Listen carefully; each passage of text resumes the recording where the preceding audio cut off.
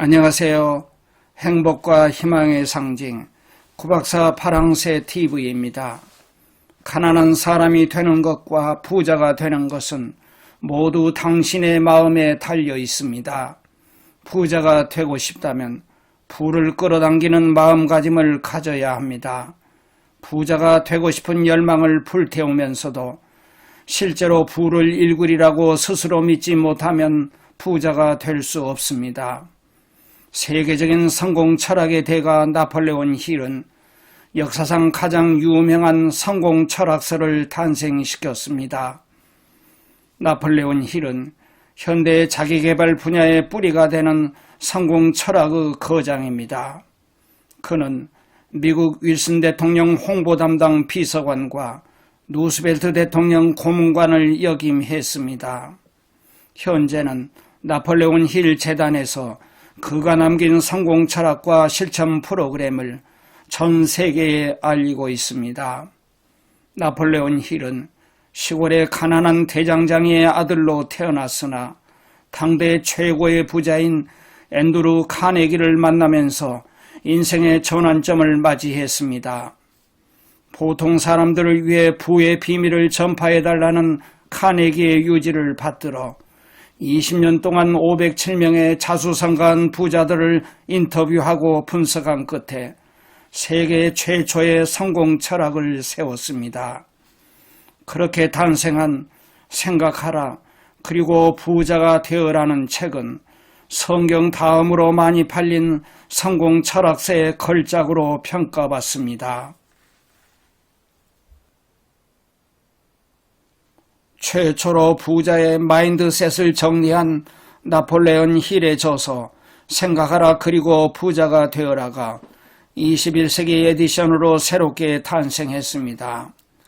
이 책은 출간된 해에 100만 부 이상 팔리면서 성공 철학서의 신화를 쓰기 시작했습니다.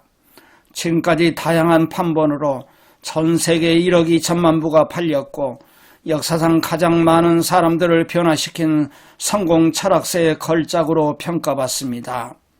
심리적인 측면에서 부자의 마인드셋을 체계적으로 정리한 책은 이 책이 최초였습니다. 이 책에서 강조하는 자기 암시의 원칙 등은 최신 뇌과학 연구에서 매우 효과적이라고 밝혀진 것처럼 선구적인 것이었습니다. 성공과 부를 이루는데 마음가짐이 얼마나 큰 역할을 하는지 이토록 풍부한 자료와 함께 구체적인 실천 방법을 기술한 책은 없었습니다. 출간 후 80년이 넘게 최장기 스테디셀러를 이어오고 있는 이 책의 성공 이후 현대의 자기개발 작가 중에서 그 주제와 내용에 영향을 받지 않은 사람은 아무도 없다고 해도 과언이 아닙니다. 나폴레온 힐은 막대한 부를 가진 사람들의 부의 비밀을 13가지로 정리합니다. 그것은 열망, 자신의 능력에 대한 믿음, 자기암시, 전문 지식, 상상력, 체계적인 계획, 결단력, 끈기, 조력 집단의 힘, 성에너지, 잠재의식, 뇌, 육감으로 책의 각 장마다 하나의 원칙이 소개됩니다. 첫 번째 원칙인 열망은 모든 성공의 기본입니다. 열망이 없다면 어떤 일도 시작될 수도 없고 시작하더라도 성공의 문턱을 넘기가 어렵습니다. 확고한 열망에 대해 나폴레온 힐은 꿈꾸는 자들의 출발점이자 도약대라고 정의합니다. 꿈은 무관심이나 나태함에서 나오지 않으며 소망하는 일이 올바른 것이라면 그것을 믿고 앞으로 나아가고 실행하라고 주문합니다. 부와 성공을 끌어당기는 13가지 원칙들은 어느 한 가지만 가져서는 완벽한 성과를 보여주지 않습니다. 부를 일궈가는 과정 중에 최근의 실패로 위축되어 있다면 이 13가지 원칙을 천천히 돌아보고 무엇이 부족했는가를 생각해 봅니다. 그 실패를 자신이 지닌 가장 가치 있는 자산으로 만들 수 있는 방법을 배우게 될 것입니다. 오늘은 나폴레온 힐이 저자이며 빌 하틀리가 편저자이고 이한이가 옮기고 반니 출판사에서 펴낸 생각하라 그리고 부자가 되어라 21세기 에디션의 핵심 내용을 소개합니다. 먼저 구독, 좋아요로 따뜻한 응원과 격려 부탁드립니다.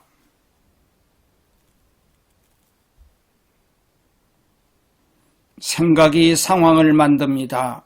분명한 목표, 끈기, 불타는 열망과 생각이 결합되면 생각은 더욱 강력해지고 부나 물질적인 대상으로 바뀝니다. 귀에는 가면을 쓰고 나타납니다. 귀에는 뒷문으로 슬그머니 들어오는 교활한 면이 있습니다. 때로는 불운의 가면을 쓰기도 하고 잠깐의 좌절이라는 형태를 띠기도 합니다. 그래서 많은 사람이 기회를 알아보지 못합니다. 실패하는 사람들의 가장 공통적인 요인 중 하나는 한 번 실패했다고 해서 단념하는 습관입니다. 미국에서 가장 성공한 500명이 넘는 사람들은 이렇게 말했습니다. 완전히 패배한 순간 한 걸음 떼는 것으로 지금의 성공을 이루었다. 실패는 교활하고 모순적인 사기꾼이다. 실패를 성공에 거의 도달했음을 알려주는 신호로 여기고 기뻐하라고 하였습니다. 미국에서 골드러시 시절 어떤 사람이 금광 지역에서 엄청난 돈과 시간을 들여 금맥을 찾으려고 노력했으나 금맥이 발견되지 않아 모든 것을 포기하고 다른 사람에게 그것을 팔아버렸는데 새롭게 그것을 구입한 사람은 그 전에 포기했던 사람이 금광을 파담한 자리에서 불과 1m 아래에서 금맥을 발견하여 수백만 달러를 벌었습니다. 부가 다가오기 시작하면 한꺼번에 막대하게 밀려옵니다. 부란 마음가짐에서 비롯됩니다. 부의 원칙을 완벽하게 익히고 활용하면 곧바로 재정 상태가 좋아지기 시작합니다. 손에 닿는 것이 무엇이든 그 자체로 이득을 창출하는 자신으로 바뀝니다. 성공을 생각하는 사람에게는 성공이 찾아옵니다. 실패를 생각하는 사람에게는 실패가 찾아옵니다. 자석과 같은 우리의 마음은 우리가 품은 지배적인 생각에 걸맞는 힘, 사람, 환경을 끌어당깁니다. 막대한 부를 일구려면 먼저 부자가 되겠다는 강렬한 열망을 품도록 자신의 마음을 끌고 가야 합니다. 부를 의식적으로 생각하는 것입니다. 그렇게 하면 부에 대한 열망이 부를 이룰 수 있는 명확한 계획을 만들어내게 됩니다. 부에 대한 열망을 재와 돈으로 변화시키려면 명확하고 실용적인 6단계를 따라야 합니다. 그것은 다음과 같습니다. 첫째, 돈의 액수를 정확하게 정하세요.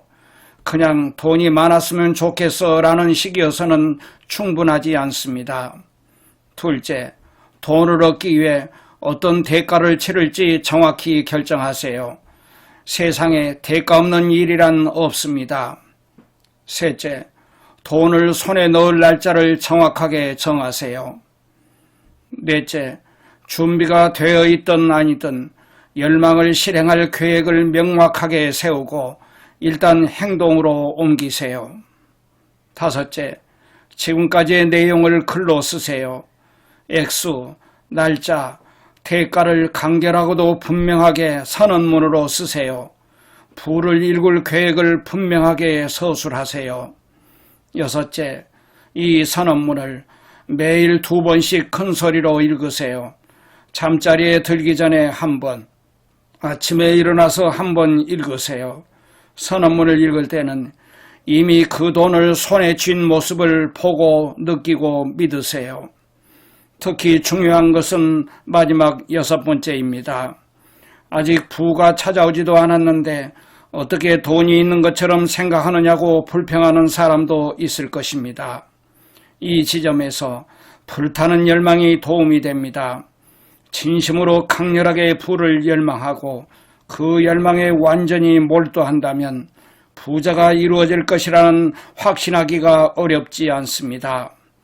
부를 바라고 부를 손에 넣기로 하고 그렇게 되리라고 확신하세요. 인간의 마음이 어떻게 움직이는지 모르면 이 지침들이 터무니없어 보일 수 있지만 이 지침은 미국 역사상 가장 성공한 인물인 앤드루 카네기에게서 비롯된 것입니다. 카네기는 평범한 제철소 노동자로 초라하게 시작했지만 이 원칙들로 10억 달러가 넘는 부를 획득했습니다. 오늘날 기준으로 카네기의 자산 가치는 200억 달러 이상입니다. 목표를 구체적으로 설정하고 종이에 옮겨 적은 후 자주 큰 소리로 읽어보는 행동에는 심리학적, 자기 암시 및 자기 최면의 근거가 있습니다. 목표를 글로 쓰고 입으로 읽어보는 실제 행위가 무척이나 중요합니다. 그냥 그것을 머리로만 이해해서는 큰 도움이 되기 어렵습니다. 부에 대한 열망을 불태우면서도 실제로 부를 일구리라고 믿지 못하면 부자가 될 수 없습니다. 세상에서 크게 성공하려면 위대한 개척자의 정신을 가져야 합니다. 당신이 소망하는 일이 올바른 것이라면 그것을 믿고 앞으로 나아가고 실행하세요. 실패할 거야 라는 사람들의 말은 신경 쓰지 마세요. 사람들은 실패란 성공의 씨앗임을 알지 못합니다. 우리는 손실이 일어나면 그 손실에 대해서만 생각합니다. 하지만 손실을 생각할수록 또 다른 손실이 일어날 뿐입니다. 손실에 대해 생각하는 것을 멈추고 그 경험에서 얻게 될 이익의 정신을 집중하세요. 성공한 사람들은 꿈꾸고 실패하고 교훈을 얻고 마침내는 성공했습니다. 믿음은 마음의 연금술입니다. 믿음과 생각이 결합되면 그 즉시 잠재의식이 그 진동을 낚아챕니다. 그리고 그것을 번역하여 무한지성으로 보냅니다. 자신에 대한 믿음을 가지려면 잠재의식 수준에서 믿음이 이루어져야만 합니다. 마음 한구석에서 끊임없이 불평과 의구심이 치밀어 오른다거나 믿는 신용만 한다면 아무 효과가 없습니다. 당신이 의심하고 있다는 사실을 잠재의식은 알고 있기 때문입니다. 무한지성은 인간 정신의 한 부분으로서 통찰력이 번뜩이는 순간 논리를 뛰어넘는 사고 과정입니다. 무한지성은 분석 심리학자 칼 융이 말한 집단 무의식과 현대 심리학자들이 말하는 몰입 상태와 유사합니다. 나폴레온 힐은 의식과 잠재의식에 대해 칼 융과 비슷한 관점을 가졌습니다. 그는 말하기를 의식은 시각, 후각, 미각, 청각, 촉각의 오감을 통해 유입되는 정보를 받아들인다. 의식은 생각하고 실행해야 할 필요가 있는 것들에 주의를 기울이고 필요하지 않은 것은 걸러낸다. 의식은 일반적으로 생각하고 논리적으로 조합하고 계획을 세우는 지능을 말한다. 잠재의식은 의식이 받아들인 것과 똑같은 정보에 접근하지만 의식처럼 논리적인 추론을 하지 않는다. 잠재의식은 모든 것을 취한다.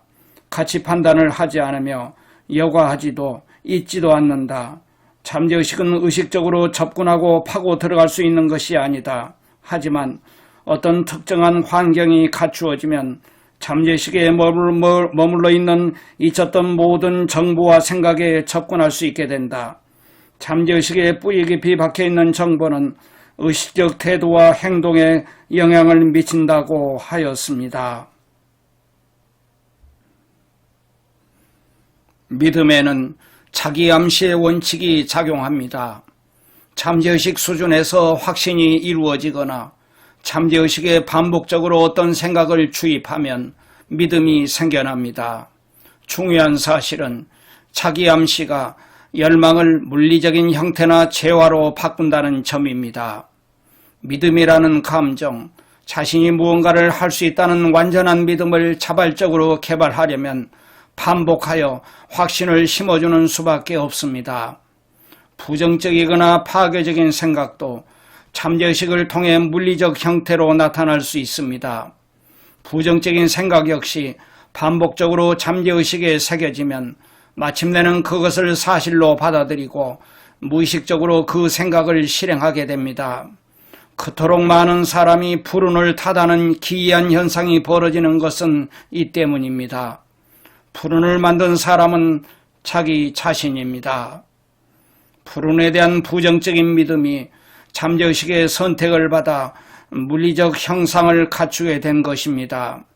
믿음은 잠재의식이 활동하게 만듭니다. 어떤 열망이든 잠재의식에 풀어넣을 수 있고 그럼으로써 물리적 혹은 재화적 이득을 취할 수 있습니다. 우리가 기대하는 일, 믿는 일이 실제로 일어나기 때문입니다. 잠재의식은 가용할 수 있는 가장 직접적이고 실용적인 방법을 통해 물리적 등가물로 변환됩니다. 믿음이 명하는 일은 그게 무엇이든 실행될 것입니다.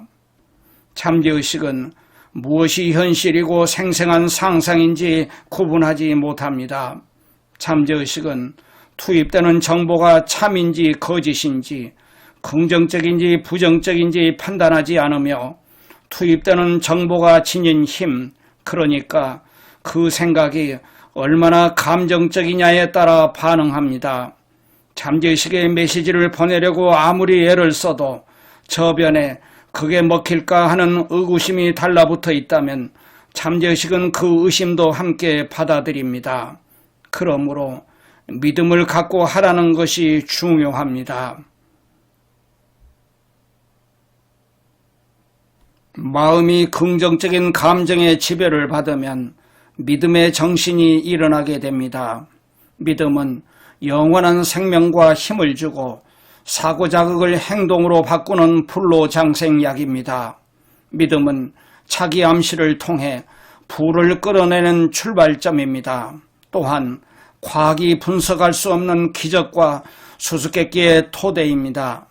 그리고 인간의 정신이 만들어내는 평범한 사고를 영적인 것으로 바꿉니다. 믿음은 무한지성의 힘을 끌어내고 사용하게 만드는 유일한 방법입니다. 스스로에게 어떤 말을 반복하면 그 말이 참이든 거짓이든 믿게 됩니다. 어떤 생각이 정신을 온통 차지하면 그 생각대로 됩니다. 의식적으로 하는 생각은 연민이나 기타 감정과 결합될 때 동기를 유발해 행동을 지시하고 다스리게 됩니다. 생각이 감정과 결합되면 자석 같은 힘이 발휘되어 유사하거나 연관된 생각을 끌어당깁니다. 이 사실은 무척이나 중요합니다. 어떤 감정을 자석처럼 끌어당기는 생각은 씨앗에 비유할 수 있습니다.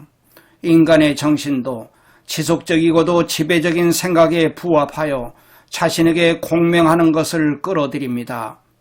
아이디어나 계획 혹은 목적의 씨앗을 어떻게 마음에 심을 수 있을까요? 생각을 반복하면 됩니다. 확실하고 중요한 목표를 글로 쓰고 기억으로 기록하고 그것이 잠재의식에 울려 퍼질 때까지 매일같이 큰 소리로 반복해서 읽어야 합니다. 어떤 생각이 정신을 차지하면 그 생각대로 됩니다. 잠재의식은 건설적인 사고와 파괴적인 사고를 구분하지 않습니다. 우리가 하는 생각을 그대로 받아들여 작동합니다. 자기 암시의 법칙은 불신과 의심 역시 똑같이 받아들여 그것을 물리적 현실로 바꿉니다. 자기 암시는 오감을 통해 정신에 스스로 자극을 가하고 암시를 주는 것으로 자기 최면이라고 할 수 있습니다. 자기 암시는 의도적으로 의식 수준에 남겨둔 지배적인 사고를 통해 이 생각이 부정적인 것인지 긍정적인 것인지는 관계없이 잠재의식에 도달되어 영향을 미칩니다. 인간은 오감을 통해 잠재의식에 가닿는 대상을 통제할 수 있지만 대부분은 이 능력을 사용하지 못합니다. 많은 사람이 가난하게 살아가는 이유는 바로 이 때문입니다. 잠재의식은 비옥한 토양과 같아서 건강한 씨앗을 뿌려주지 않으면 그 땅에는 잡초만 자라게 됩니다. 자기 암시는 잠재의식에 창조적 생각을 심어주는 방법이며 그렇게 한다면 건설적인 사고를 세우고 마음의 정원을 풍요롭게 만듭니다. 잠재의식은 정보를 여과하거나 해석하지 않은 채 있는 그대로 처리하고 저장합니다. 생각이 잠재의식에 저장되어 남아있으면 기억으로 처음 유입되었을 때 그대로 유지됩니다. 그리고 그 생각과 관련된 감정이 강렬할수록 태도와 행동에 미치는 영향은 더욱 커집니다. 잠재의식의 이런 측면으로 인해 자기 암시를 이용하여 긍정적인 사고를 유입시켜 열망을 달성할 수 있습니다. 자기 암시를 하여 열망을 큰 소리로 읽더라도 단순히 소리내어 읽는 것만으로는 결과가 생기지 않습니다. 거기에 감정이나 느낌이 담겨야 합니다. 감정이 담기지 않은 평이한 말은 잠재의식에 영향을 미치지 못합니다. 그 말에 믿음이 담겨 있어야 합니다. 자기 암시의 법칙을 사용하려면 집념이라고 할 만큼 열망에 집중해야 합니다. 자기 암시의 기본 원칙은 자기 최면과 유사합니다. 최면은 프로이드, 칼 융, 윌리엄 제임스 등을 비롯하여 정신의학 발전에 기여한 사람들이 필수적인 치료요법으로 사용했습니다. 프랑스의 정신의학자 에밀 꾸에는 환자들에게 매일 나는 날마다 모든 면에서 점점 더 좋아지고 있다는 긍정적인 확언을 반복하여 말하게 해서 환자들은 무척이나 빠르게 상태가 호전되었고 그의 기법은 의학계와 과학계에서 언급되기 시작했습니다.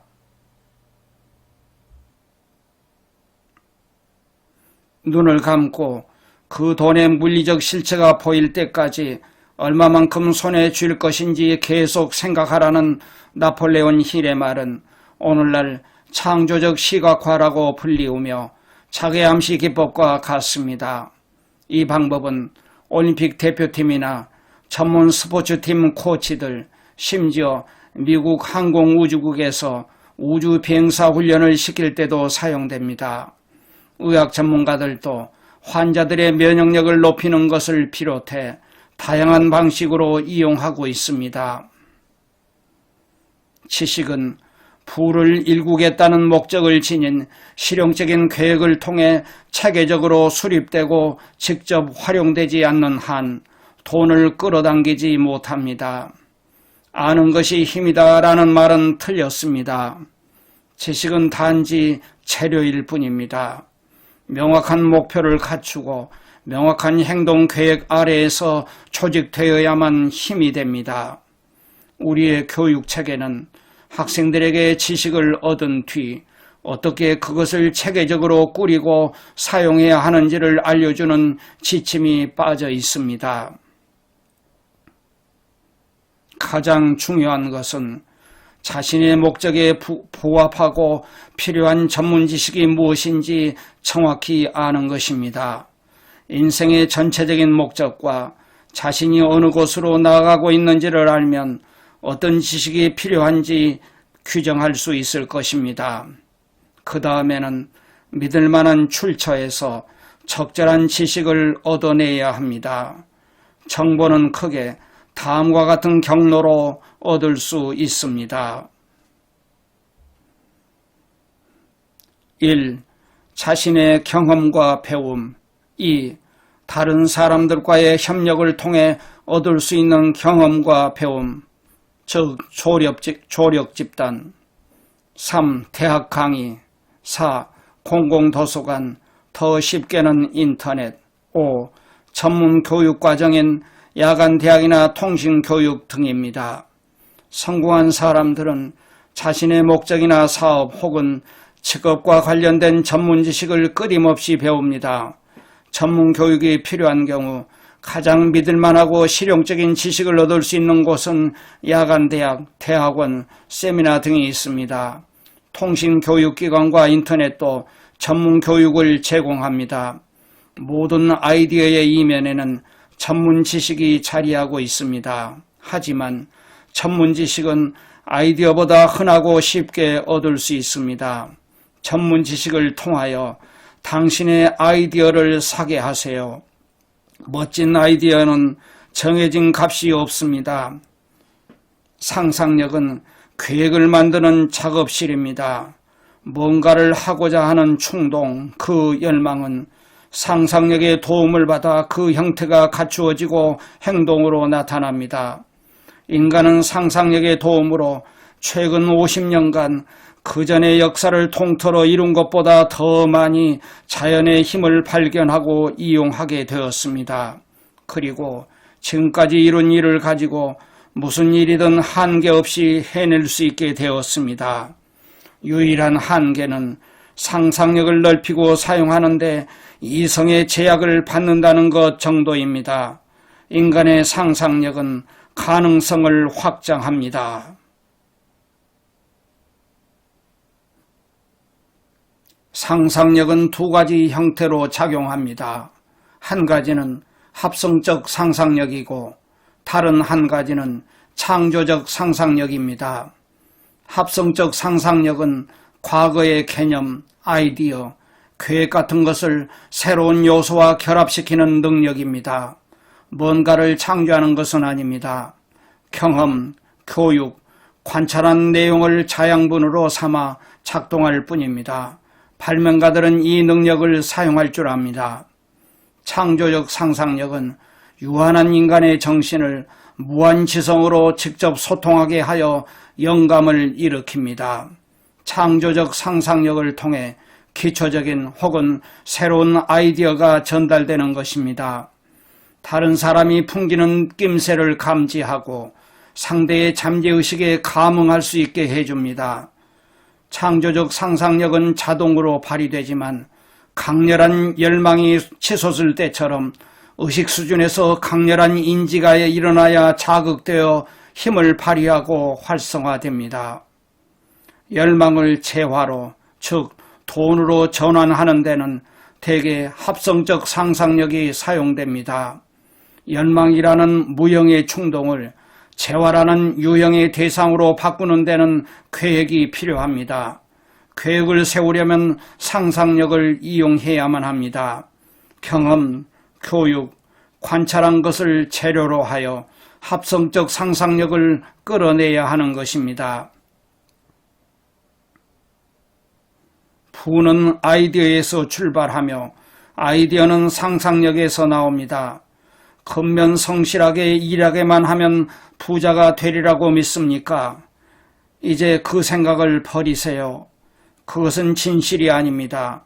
부는, 그것도 막대한 부는 절대 근면성실함만으로는 이루어지지 않습니다. 부는 명확한 원칙 아래 분명한 요구를 해야만 찾아옵니다. 우연히 이루어지는 게 아닙니다.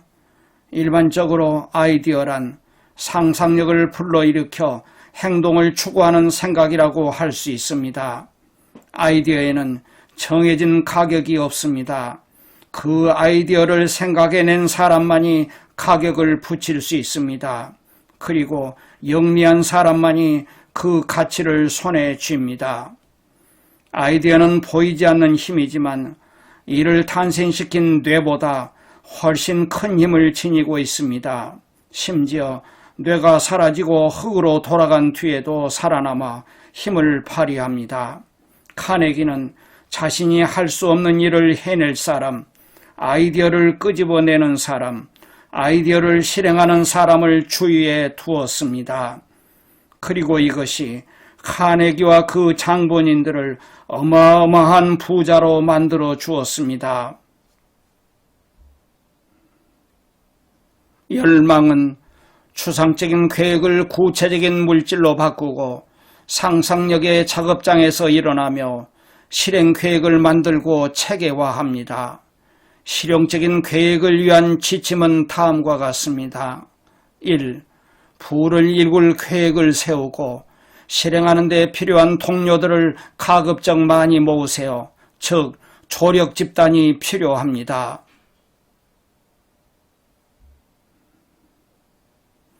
2. 조력 집단을 조직하기 전에 협력한 대가로 그들에게 제공할 수 있는 이득과 혜택을 분명히 정하세요.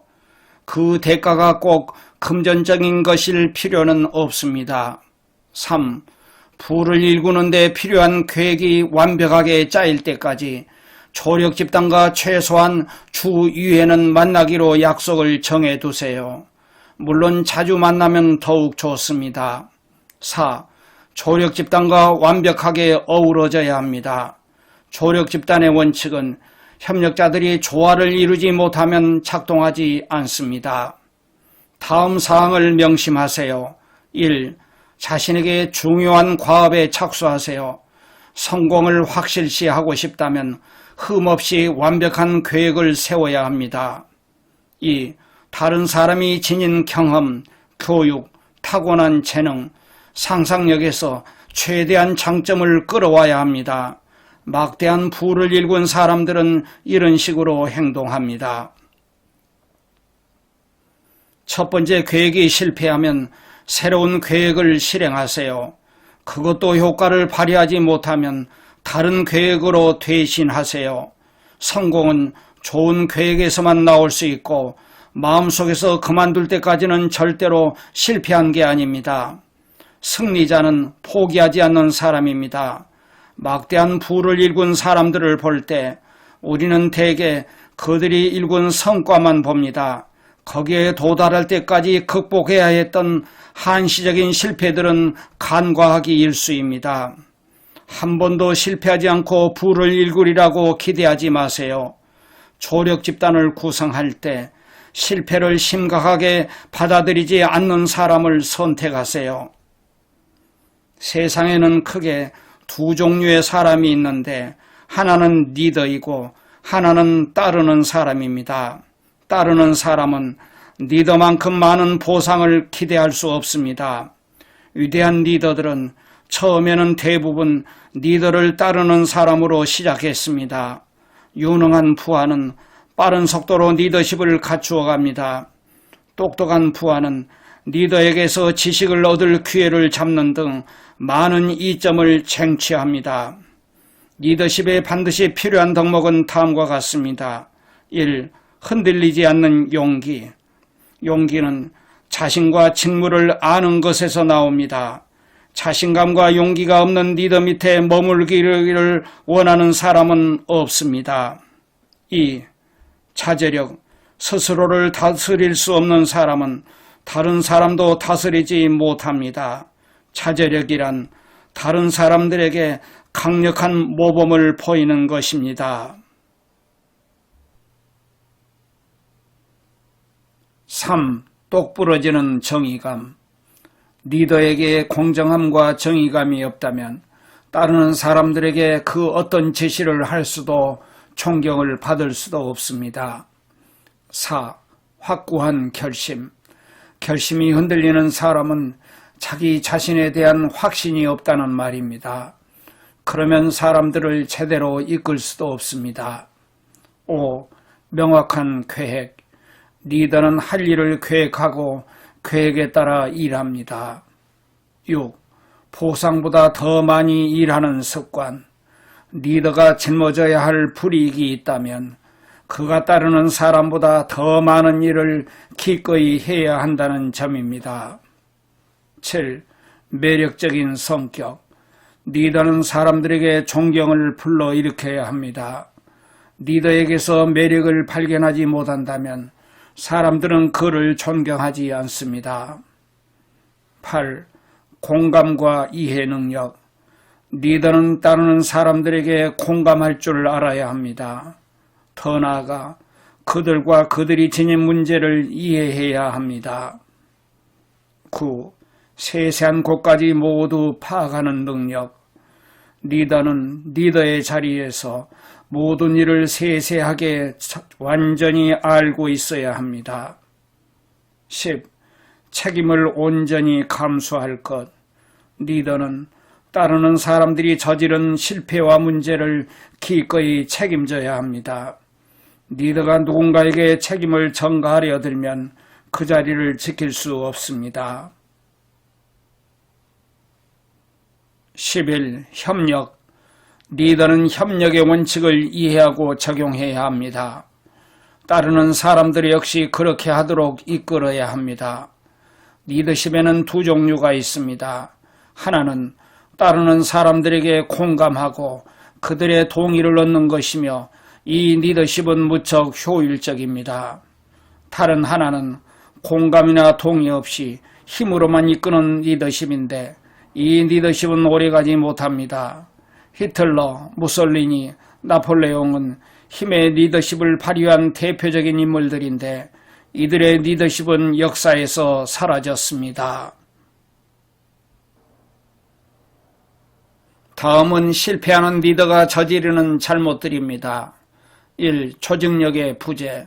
유능한 리더라면 세부적인 부분까지 세심하게 조직하고 완벽히 숙지하는 능력이 필요합니다. 2.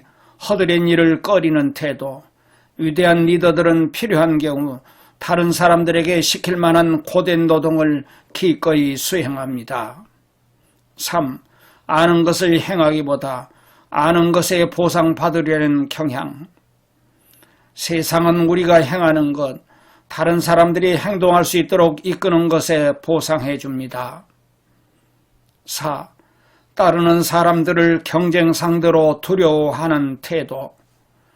따르는 사람이 자기 자리를 차지할까봐 두려워하는 리더는 언제든 곧 그렇게 됩니다.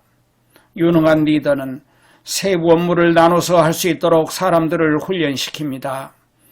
리더가 스스로 능력을 배가시키고 많은 일을 하고 한 번에 여러 일에 주의를 기울이려면 그래야 합니다.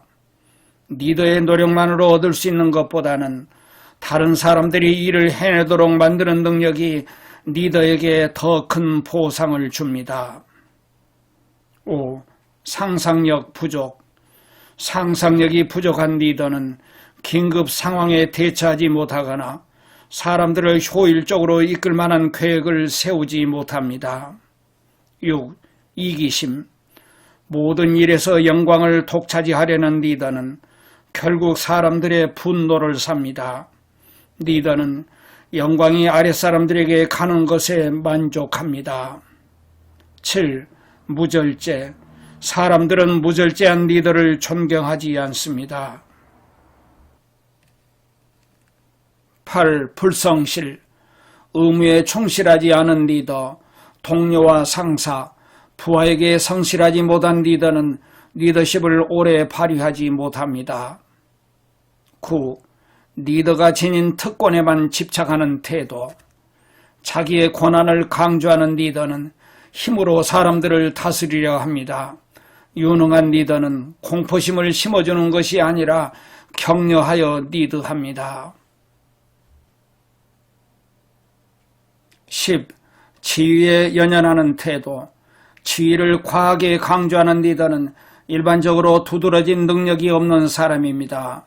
진짜 리더는 형식적 절차에 구애받지 않고 과시하지 않습니다.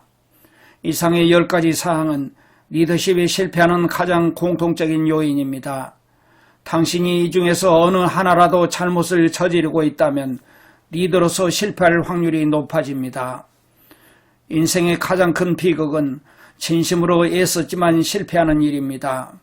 성공한 사람들은 상대적으로 극소수로 적고 어마어마하게 많은 사람이 실패합니다. 사람들이 실패하는 31가지 원인은 다음과 같습니다. 실패의 31가지 이유를 들으면서 하나씩 자신에게 대입해보고 성공을 가로막는 요인을 확인해 보세요. 1. 태생적 불리함. 많지는 않지만 지능 문제를 가지고 태어난 경우가 있습니다. 이는 31가지 실패 요인 중에서 유일하게 개인이 해결할 수 있는 것이 아닙니다. 이 약점을 보완할 방법은 하나뿐인데 그것은 바로 조력 집단의 도움을 받는 것입니다. 2. 삶의 목표 부재. 삶의 중심 목표나 명확한 목적이 없으면 성공할 수 없습니다. 98%의 사람들이 여기에 해당됩니다. 3. 평범하게 살고 싶지 않다는 야망의 결여. 발전하고 싶은 마음이 없거나 무관심한 사람, 기꺼이 대가를 치르려고 하지 않는 사람은 성공할 수 없습니다. 4. 교육 부족. 교육은 지식의 양이 아니라 지식을 효과적이고 지속적으로 활용하는지를 의미합니다. 자신이 알고 있는 지식이 아니라 그 지식으로 무엇을 하느냐에 따라 보상을 받습니다. 5. 자제력 부족. 먼저 자신을 다스리면 자신이 놓인 상황 역시 다스릴 수 있게 됩니다. 자신을 다스리는 일은 가장 어려운 작업인데 자신을 완전히 다스리지 못하면 스스로에게 끌려다니게 됩니다. 6. 건강 상태. 건강이 좋지 못하면 성공하기 어렵습니다. 건강에 도움이 되지 않는 행동은 주로 다음과 같습니다. 과식, 잘못된 사고 습관과 부정적인 사고방식, 성에 대한 탐닉, 운동 부족, 신선한 공기를 마시지 않는 것 등입니다. 7. 유년 시절에 좋지 않은 환경. 범죄자들 대부분은 유년기 혹은 청년기에 적절하지 못한 환경에서 자란 경우가 많습니다. 8. 꾸물거리는 성향. 대부분의 사람들이 실패하는 가장 큰 이유는 가치 있는 일을 시작할 때 적절한 때를 기다리기 때문입니다. 기다리지 마세요. 딱 맞는 때란 없습니다. 지금 있는 자리에서 시작하고 자신이 가진 게 뭐든 그것을 가지고 일하세요. 그러면 일해가면서 더 나은 도구를 갖추게 될 것입니다. 9. 끈기 부족. 실패는 끈기를 당할 수 없습니다. 끝까지 밀어붙이면 마침내 실패가 알아서 나가 떨어지게 될 것입니다. 10. 부정적인 성향. 부정적인 성향은 협력을 끌어낼 수 없습니다. 성공의 힘은 조력자들과 함께 노력하는 것을 통해 획득됩니다. 11. 성적인 충동을 자제하지 못함. 성적 충동은 가장 강력한 감정이기 때문에 사람에게 동기를 부여하는 가장 강력한 자극입니다. 성적 충동을 다스리면 성에너지를 다른 창조적인 일로 전환할 수 있습니다. 12. 거저 먹으려 드는 열망. 도박성 역시 흔한 실패의 요인입니다. 13. 결단력 부족. 성공한 사람들은 즉시 결단을 내리고 그 결심을 바꾸기까지 오랜 시간이 걸립니다. 실패하는 사람은 결단을 내리는데 오래 걸리면서 그 결심을 바꾸는 데는 무척이나 빠르며 그 횟수도 많습니다. 14. 두려움. 인간의 기초적인 두려움은 빈곤, 비판, 질병, 사랑하는 사람을 잃는 것, 노년, 죽음에 관한 공포입니다. 이 공포 중에서 하나 이상을 지니고 있다면 실패합니다. 15. 잘못된 배우자 선택. 배우자와의 관계가 조화롭지 않으면 실패가 따라붙습니다. 이런 실패는 야망을 죽입니다. 16. 지나친 조심성. 지나친 조심성은 조심성이 없는 것보다 나쁩니다. 삶에는 기회의 요소로 가득하다는 점을 기억하세요. 17. 잘못된 동업자. 인간은 가까이에서 일하는 사람을 따라하는 경향이 있습니다. 따라할 만한 가치가 있는 고용주를 고르세요. 18. 미신과 예단. 미신은 공포가 형상화된 것이며 무지의 소산입니다. 성공한 사람들은 마음이 열려 있으며 그 무엇도 두려워하지 않습니다. 19. 잘못된 직업 선택. 좋아하지 않는 일을 하면서 성공할 수 없습니다. 능력을 발휘하는 데 있어 가장 기본적인 요소는 온 마음을 다해 자신을 내던질 수 있는 일을 고르는 것입니다. 20. 집중적인 노력 부족. 한 가지 명확한 목표에 집중해서 노력을 쏟으세요. 21. 무분별한 소비 습관. 수입의 몇 %를 남겨두는 식으로 체계적인 저축 습관을 들이세요. 지속적으로 가난에 대한 두려움을 느끼면 성공할 수 없습니다. 은행에 저축한 돈은 노동력을 대가로 협상할 때 무척이나 든든한 기반이 되어 용기를 낼 수 있게 해줍니다. 22. 열의 부족. 열의가 없으면 확신을 지닐 수 없습니다. 열정은 전염성이 있어서 열정을 지닌 사람은 어떤 집단, 어떤 사람에게서도 환영받습니다. 23. 편견. 어떤 주제에 대해 꽉 막힌 편견과 사고방식을 가진 사람은 발전하지 못합니다. 가장 해로운 편견은 주로 종교, 인종, 정치적 입장 차이와 관련해서 나타납니다. 24. 무절제, 과식, 술, 약물, 성행위, 그리고 모든 절제하지 못하는 태도는 해를 끼치며 성공에 치명적인 영향을 줍니다. 25. 협력적 자질 부족. 많은 사람이 협력적 자질이 부족해서 인생에서 큰 기회를 놓치고 자기가 있을 자리를 잃습니다. 26. 노력을 통해 얻지 않은 힘. 부유한 부모를 두었다거나 다른 경로로 물려받은 재산이 많다는 등 스스로 번 돈이 아닌 경우는 점차 성공에 치명적인 해가 됩니다. 벼락부자가 되는 것이 가난보다 훨씬 위험합니다. 27. 부정직함. 정직함을 대신할 자질은 없습니다. 정직하지 못하면 평판이 실추되거나 자유를 구속당하는 등 대가를 치를 것입니다. 28. 자기 중심적인 태도와 허영심. 이것은 사람들에게 떠나라라는 경고와 같아서 성공에 치명적입니다. 29. 생각 없이 추측하는 태도. 대부분의 사람들이 무지나 무관심 때문에 사려 깊게 숙고하여 진실을 파악하지 않곤 합니다. 이런 사람들은 추측이나 찰나의 판단으로 이루어진 의견에 따라 행동합니다. 30. 자본 결여. 명성을 쌓을 때까지 실수를 저질러도 그 충격을 흡수하고 계속 사업을 해나갈 만큼 여유 자금을 가지고 있어야 합니다. 30일. 앞에서 말한 목록에 해당하지 않는 자신만이 지닌 실패 요인이 있을 것입니다. 그것에 이름을 붙이세요.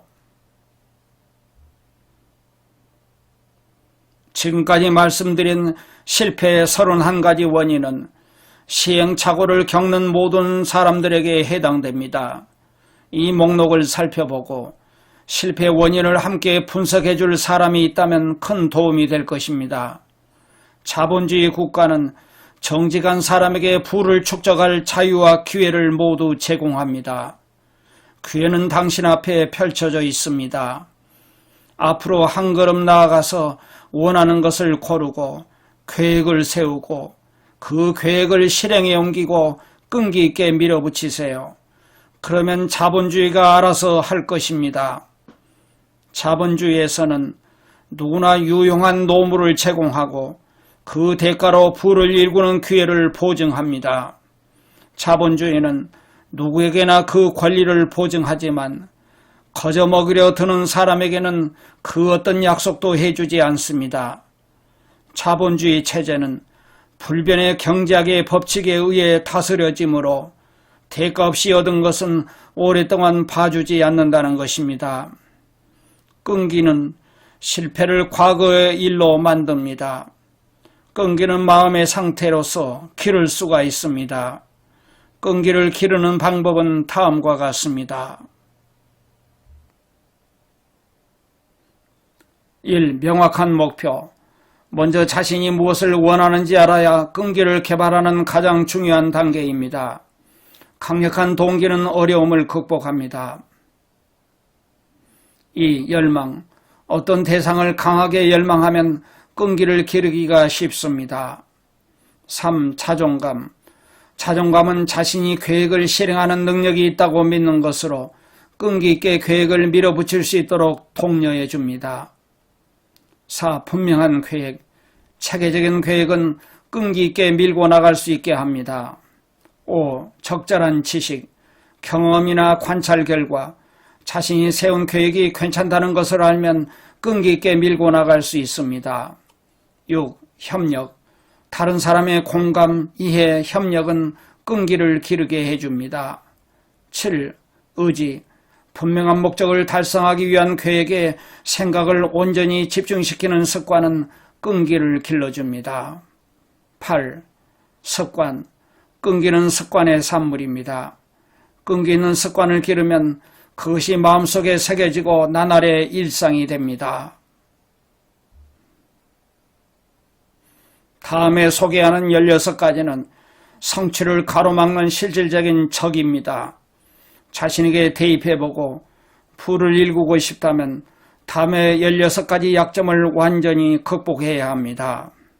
1. 자신이 무엇을 원하는지 정확하게 파악하지 못한다. 2. 어떤 이유에서 혹은 이유 없이 미적거린다. 3. 전문 지식을 습득하는 데 흥미가 없다. 4. 우유부단하다. 문제를 똑바로 직시하기보다는 책임을 전가하는 습관이 있다. 5. 문제를 해결할 명확한 계획을 세우기보다는 변명하는 습관이 있다. 6. 자기만족을 한다. 7. 반대에 맞서 싸우지 않고 타협하려는 태도에서 기인하는 무관심. 8. 자신의 실수를 남의 탓으로 돌리는 습관, 환경 탓이라면서 어쩔 수 없다고 말하는 습관. 9. 열정 부족, 행동을 끌어낼 동기를 찾는 데 안일함. 10. 실패의 조짐이 보이면 그만두는 태도. 11. 체계적인 계획 결여, 계획을 글로 써두지 않아 분석할 수 없다는 점. 12. 아이디어를 실천하는 데 게으름, 혹은 기회가 나타났을 때 그것을 부여잡는 데 안일함. 13. 의지는 없고 소망만 있다. 14. 부를 목표로 하지 않고 가난에 타협하는 태도. 대개 어떤 사람이 되겠다, 무엇을 하고 싶다, 무엇을 갖고 싶다는 야심이 부족한 경우가 많다. 15. 지름길만 찾는 태도. 공정하게 대가를 치르지 않고 부를 얻으려고 한다. 대개 도박사 기질이 있거나 대가를 적게 치르려고 애쓴다. 16. 다른 사람들의 생각, 행동이나 말 등 그것을 비판을 두려워하는 태도. 돈은 수줍음이 많아 잡기가 어려우므로 애인의 마음을 얻듯이 구애하고 얻어내야 합니다. 사랑하는 사람을 유혹할 때처럼 바로 긍정적인 감정의 힘을 사용해야 합니다. 이 힘을 돈을 쫓는 데 사용할 때는 믿음, 열정, 끈기와 함께 해야 합니다. 이는 계획을 통해 이루어져야 하며 계획은 실행되어야 합니다. 돈이 크게 들어올 때는 물이 언덕 아래로 흘러내려가듯이 쉽게 들어옵니다. 긍정적인 감정을 지니면 부로 나아가는 흐름을 타게 됩니다. 부정적인 감정을 지니면 가난으로 나아가는 흐름을 타게 됩니다. 부는 수줍음과 조심성이 많습니다. 누군가가 끌어당겨야만 하는 것입니다. 잠재의식의 어떤 계획이나 생각 혹은 목적을 심어서 열망을 재화나 물리적 실체로 전환할 수 있습니다. 잠재의식은 열망에 가장 먼저 반응합니다. 잠재의식은 무한지성의 힘을 끌어내는 매개체입니다. 정신적 자극이 영적 에너지로 조정되고 바뀌는 과정은 잠재의식에서만 일어납니다. 잠재의식은 오직 습관에 의해서만 유도할 수 있습니다. 잠재의식은 생각과 경험의 저장고이며 무한지성으로 들어가는 입구입니다. 최면을 통해 의사는 환자가 잠재의식의 문을 열고 그동안 의식에 의해 걸러지거나 억압되어 왔던 정신적 외상과 관련한 정보를 복구하게 합니다. 최면요법은 법집행자들이 증인들에게 자동차 번호나 의식적으로 걸러냈던 세부 내용을 기억해내게 하는 방편으로도 사용됩니다. 그 결과 의식이 접근하지 못하는 정보에 잠재의식이 접근할 수 있습니다.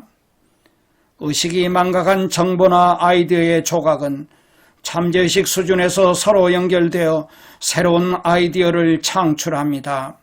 그러면 창조적 지능이 그 아이디어를 받아들여 번뜩이는 영감의 순간이 발현되는 것입니다.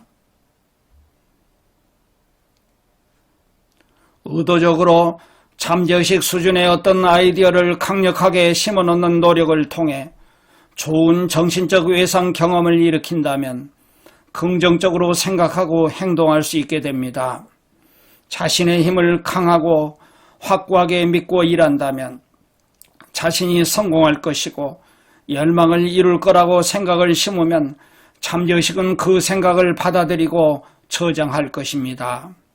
그 아이디어를 무척이나 강하게 마음속에 품고 잠재의식 수준에서 지배적으로 만들면 그 개념은 잠재의식에 저장된 모든 생각과 정보에 영향을 미치게 될 것입니다. 잠재의식에 이전에는 없던 구체적인 방향을 부여하면 그에 따라 개별적인 정보들이 조합되고 목표를 달성하기 위한 창조적 지능이 더욱 좋은 아이디어와 계획을 더욱 많이 만들어내게 됩니다. 이는 오직 믿음과 습관으로만 이룰 수 있습니다. 목표를 확실하게 글로 써두고 그것을 달성할 수 있다는 완벽한 믿음과 확신을 갖고 매일 큰 소리로 읽어야 합니다. 매일 자신이 그 목표에 도달하는 그림을 생생하고 창제적으로 그려야 합니다.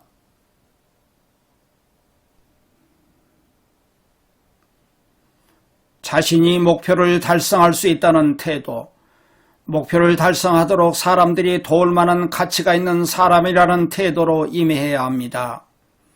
성실하게 이 지침을 따른다면 생각과 행동 방식이 변화하고 잠재의식이 열망을 현실로 바꾸게 해주는 온갖 일을 실행할 것입니다. 그리고 사람들이 당신의 성공을 도울 것입니다. 잠재의식에 어떤 열망을 심어주지 않으면 게으름을 피운 대가로 들어온 생각들이 잠재의식을 차지하게 될 것입니다.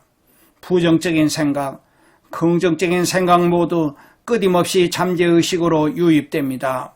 지금 당장 부정적인 생각이 들어오는 것을 막고 긍정적인 열망으로 잠재의식에 영향을 미치도록 적극적으로 노력해야 합니다. 그렇게 하면 잠재의식의 빗장을 푸는 열쇠를 손에 넣게 됩니다. 생각은 상상력의 도움을 받아 계획을 끌어모읍니다. 성공으로 전환하고 싶은 생각, 잠재의식에 심은 생각은 모두 상상력을 거쳐 자신의 능력에 대한 믿음과 결합되어야 합니다. 잠재의식은 이성에서 나온 생각보다는 감정이나 정서와 결합한 생각에 훨씬 잘 반응합니다. 감정화된 생각만이 잠재의식에 실질적인 영향을 미칩니다. 사람들이 대부분 감정에 지배되므로 감정의 중요성에 대해 반드시 알아야 합니다. 부정적인 감정은 자연스럽게 사고로 유입되어 딱히 어떤 행동을 취하지 않아도 잠재의식으로 직접 나아갑니다. 반대로 긍정적인 감정은 직접 자기 암시의 법칙을 통해 잠재의식에 사고 자극을 주입해 주어야만 합니다. 감정과 정서는 수동적인 사고 자극을 활성화시키는 촉매입니다. 그래서 감정 자극과 결합된 사고 자극이 차가운 이성에서 발현된 사고 자극보다 훨씬 쉽게 활성화되는 것입니다. 의식을 열정으로 가득 채우면 목표를 달성하겠다는 불타는 열정은 물론 계획이 확실히 이루어질 거라는 메시지를 잠재의식에 전달하게 됩니다. 그러다가 의식에서 열정이 사라지면 잠재의식에서도 사라지게 되는데 다시 성공에 대한 이미지를 생각하면 다시 한번 의식에 열정의 불을 지필 수 있게 됩니다. 긍정적인 감정과 부정적인 감정은 각각 7가지가 있습니다.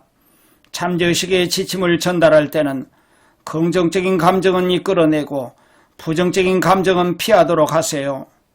긍정적인 감정 7가지는 열망, 믿음, 애정, 성애, 열정, 낭만, 희망입니다. 이 밖에도 긍정적인 감정이 더 있지만 이 7가지 감정은 창조적인 노력을 할 때 가장 강력하고 일반적으로 사용되는 감정입니다.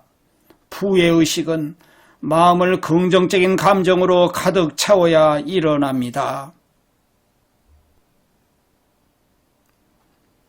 부정적인 감정 7가지는 두려움, 질투, 미움, 복수심, 탐욕, 미신, 화입니다.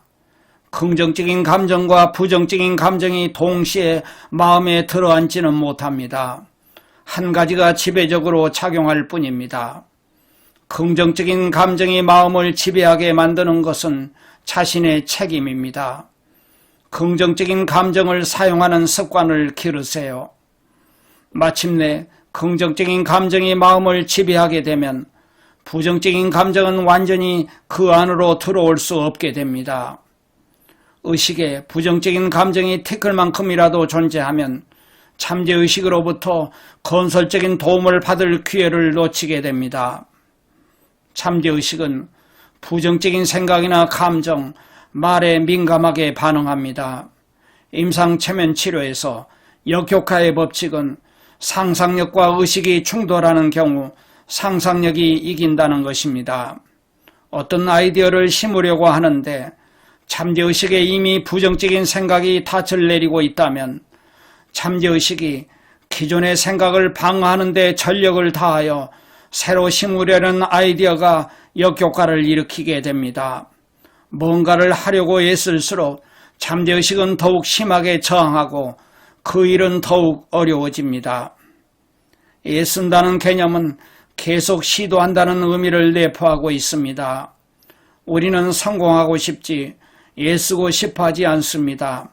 잠재의식에 내가 애쓰게 도와달라고 요구한다면 그렇게 해줄 것입니다. 그리고 성공을 가로막을 것입니다. 성공한 상태라면 애쓰도록 도와줄 필요가 없기 때문입니다. 선언문을 작성하고 자기 암시를 할 때 단어는 신중하게 선택해야 합니다. 그 원칙은 다음과 같습니다. 1. 늘 긍정적인 말로 해야 합니다. 바라지 않는 것이 아니라 바라는 것을 말하세요. 2. 한 가지 목표, 한 가지 열망을 짧고 분명하게 작성할 때 가장 좋은 효과를 발휘합니다. 시간을 들여 쓰고 또 써보세요. 3. 열망하는 목표가 구체적으로 담겨야 합니다. 어떻게 달성할 것인지에 관해서는 쓰지 마세요. 그 열망을 어떻게 달성할지, 무엇을 해야 할지는 잠재의식이 더 잘 알고 있습니다. 4. 목표를 달성하기까지 걸리는 시간을 비현실적으로 설정해서는 안 됩니다. 잠재의식이 돌연히 지금 당장 뭔가를 이루어줄 수는 없습니다. 5. 단어를 입으로 읊조리는 것은 효과가 별로 없습니다. 그 일이 얼마나 중요한지 잠재의식이 확실히 알 수 있도록 열망을 확실히 말하고 자신이 그 일을 반드시 해내리라는 믿음과 확신을 지녀야 합니다. 자신의 열망을 스스로에게 확신시킬 때는 대형 광고판처럼 열망을 생생하게 머릿속으로 그려보세요. 열망을 크고 강력하고 인상적으로 떠올리세요. 6. 감정을 담아 확신에 찬 말을 반복하는 일은 무척이나 중요합니다. 이때 한 가지 방향으로 생각하는 습관이 듭니다. 매일같이 확언의 말을 반복하면 이에 따라 자동으로 새로운 생각 습관이 나타나기 시작합니다. 이 습관이 제2의 천성이 될 때까지 계속 강화하여 새로운 사고방식을 형성하게 하세요. 그러면 당신이 바라는 생각을 할 수 있게 될 것입니다. 습관은 얼마나 강하게 반복하느냐에 따라 형성됩니다. 좋은 습관 혹은 나쁜 습관이 있긴 하지만 습관 그 자체는 도덕적 판단을 내리지 않습니다. 좋은 습관이든 나쁜 습관이든 모두 반복적인 행위로 형성됩니다. 어떤 습관이든 바라는 대로 드릴 수 있습니다. 생각이란 마음먹기에 따라 완전히 통제할 수 있으므로 생각을 다스려 습관을 만들 수 있습니다. 사람들은 모든 일이 실패로 돌아간 뒤에야 기도에 매달리거나 의례적으로 기도문을 중얼거립니다. 그러면 두려움과 의구심을 가득 품은 채 기도하게 됩니다. 기도에 섞인 두려움과 의구심은 잠재의식에 흘러들어가며 무한지성이 이를 받아들이고 그대로 향하게 됩니다. 그 일이 이루어지지 않으면 어쩌나 혹은 무한지성이 받아들여주지 않으면 어쩌나 하는 두려움을 품고 기도한다면 그 기도는 아무 소용이 없습니다. 기도가 이루어진 적이 있다면 그때 어떤 마음가짐으로 기도했는지 떠올려 보세요. 잠재의식은 기도나 열망을 무한지성이 받을 수 있는 말로 바꾸어주는 매개체입니다.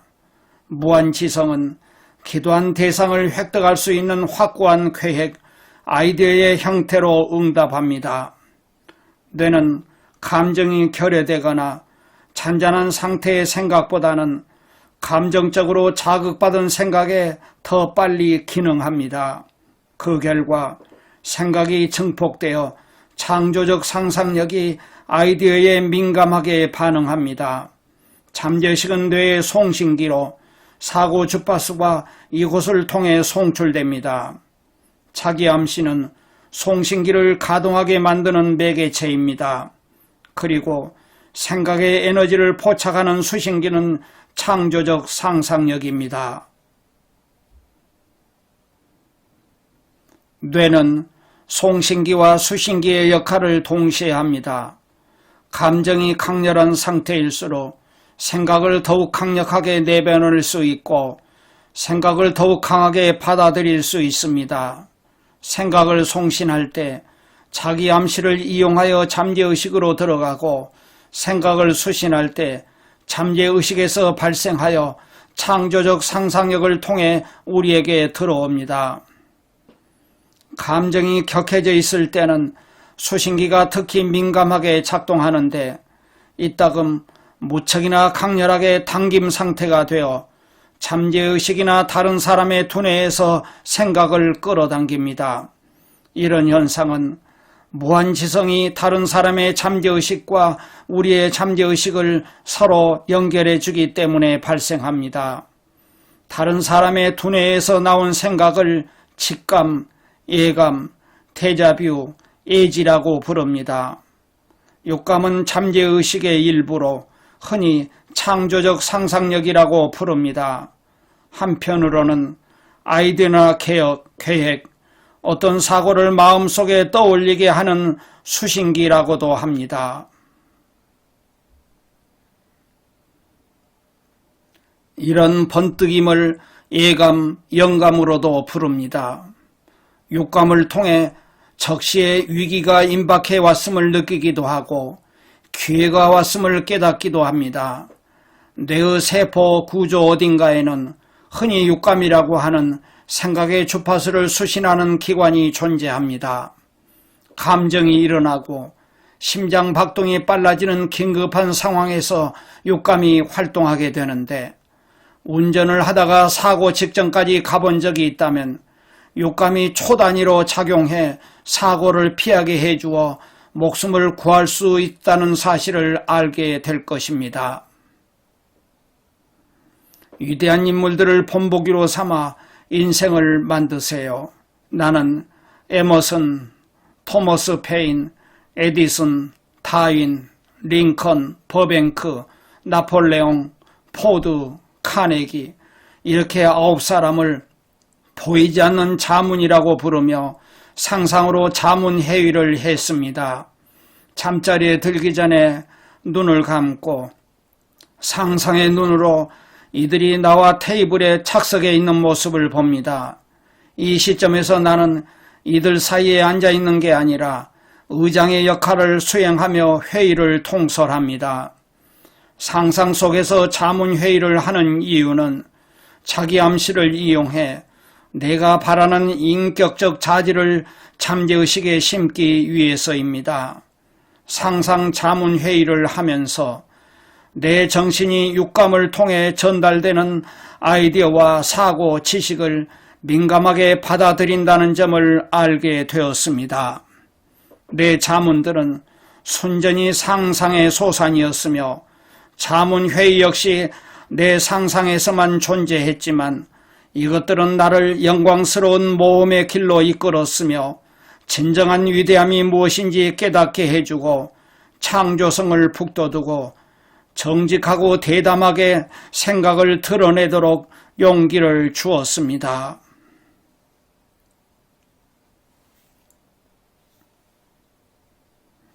자, 끝까지 시청해 주셔서 감사합니다.